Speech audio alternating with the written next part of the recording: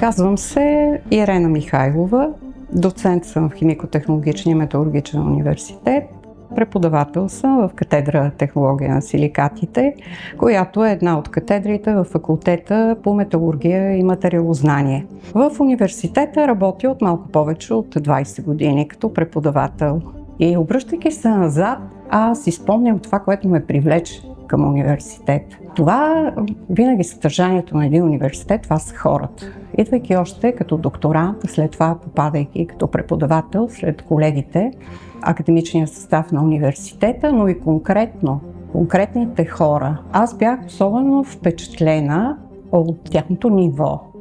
Човек, когато избира работа, има редица съзнателни и несъзнателни фактори, но той всъщност трябва да поиска да бъде като хората, които среща. Те трябва за него да бъдат някакъв пример.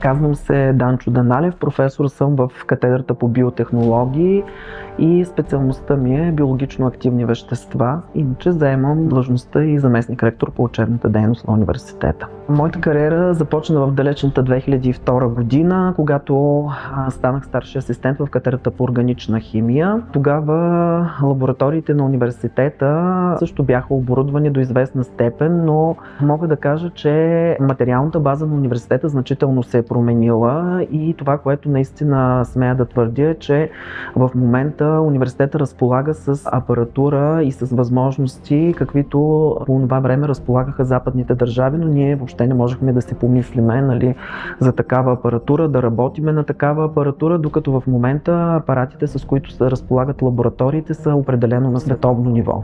За да запази университета мястото си като водещ университет с традиции, да бъде той научно-изследователски университет, какъвто е бил в цялата си 75 годишна история, това не става, ако стоиш на място.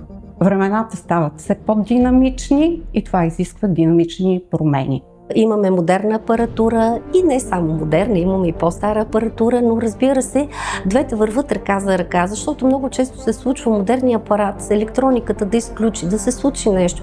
Когато ти имаш настрани един по-стар апарат, който върши същата дейност, само че трябва малко да положиш усилия, да го настроиш, да направиш параметрите, то тогава няма да се усети липсата на този нов модерен апарат. Трудно може да се промени един университет от същността си, но бих могла да кажа, че сега по-настоящем университет е с много модерна база и която се ползва едновременно и от студенти, и от докторанти, и от преподаватели. Ние сме ангажирани и настояваме те да работят на апаратите, които съществуват, а не просто асистентите да показват тези апарати. И от тази гледна точка можем да кажем, че студентите ни след своето дипломиране са напълно готови да влезнат директно в производството, в аналитичните лаборатории на различни фирми и да започнат да работят на нова и съвременна апаратура изцяло на световно ниво, а не просто да са виждали такъв тип апарати. И разбира се, че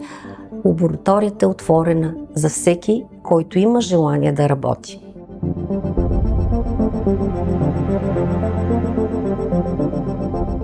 Казва се Райна Бряскова и съм професор в катедра полимерно инженерство към Химико-технологичен и металургичен университет.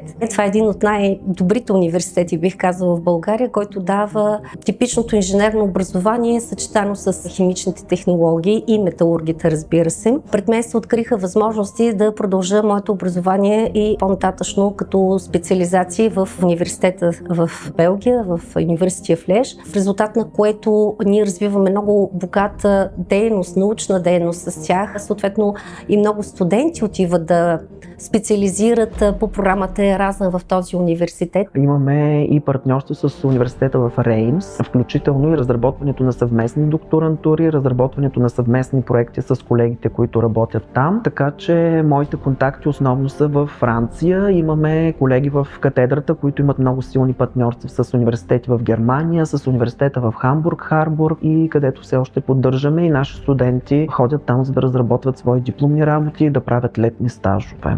Като цяло университета развива много добро сътрудничество международно и имаме редица Еразъм програми, които се ползват интензивно от студентите и това е цел номер едно, бих казала, на всеки един преподавател в университета, не само моя цел, да имаме повече и по-широко сътрудничество в чужбина, защото обмяната на опит е нещо, което е много ценно. Считам, че хората, които работят в този университет, много от тях са учени на световно ниво и за мен е удоволствие да конкурирам моите знания и възможностите именно с такъв тип хора и да работя с такъв тип хора.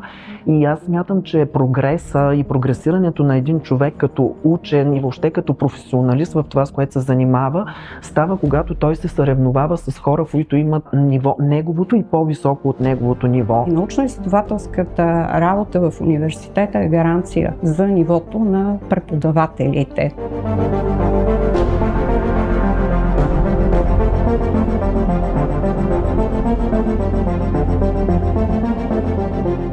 За мен ХТМУ първо е стартова точка на моята кариера. За мен ХТМУ е всички възможности, които са били дадени през годините да се развия и да стигна до позицията и до нивото си в научната си кариера, на което съм в момента. И всичко това в чисто професионално отношение дължа на този университет. Аз видях една мотивираща среда, както от страната на контактите с моите колеги, така и контакта с студентите. Няма друго, което да може да мотивира преподавателя, както аудиторията, както студентите. ХТМУ наистина е една традиция в науката. Може би, ако трябваше отново да избирам, бих избрала отново ХТМУ. Просто защото той ми дава това, което съм мечтала да правя наука. Аз тук се чувствам свободна, аз получавам свободата да правя моята наука. И това се опитвам да кажа и на студентите, че ХТМУ е правилният избор.